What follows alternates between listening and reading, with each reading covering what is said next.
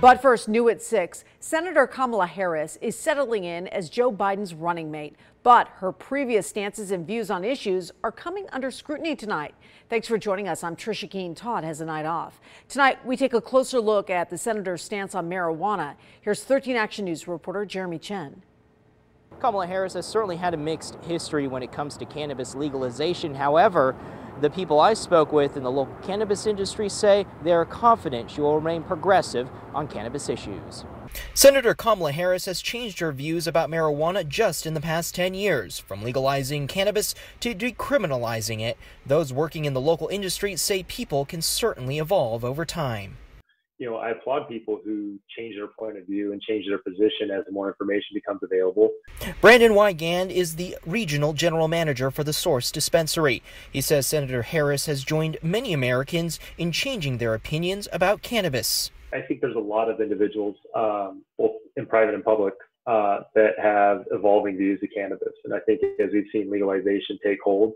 As San Francisco District Attorney, Senator Harris co-authored an opposition argument in 2010 fighting a ballot measure in California for recreational pot. However, as a U.S. Senator, she began supporting decriminalization and legalization, sponsoring legislation. I think a lot of it tracks with where she is in her career. And as far as what position she's holding and what she's trying to achieve. And right now she's trying to win the presidency or vice presidency. UNLV political science professor Dan Lee says Harris would be more constrained as a top law enforcement official, as a DA or attorney general, as far as reform. He feels Senator Harris, like much of the Democratic Party, is influenced by public opinion to change their views. More politicians view that as a position that is okay. Right, so we're seeing more people such as Harris adopt a more progressive stance on cannabis. For Joe BREZNY, a consultant for marijuana dispensaries, he highly approves of Senator Harris's recent moves in Congress. With sponsoring and co-sponsoring legislation and supporting the MORE Act, the Marijuana Justice Act, and the Safe Banking Act, I mean, that's kind of the trifecta of everything the industry has been asking for.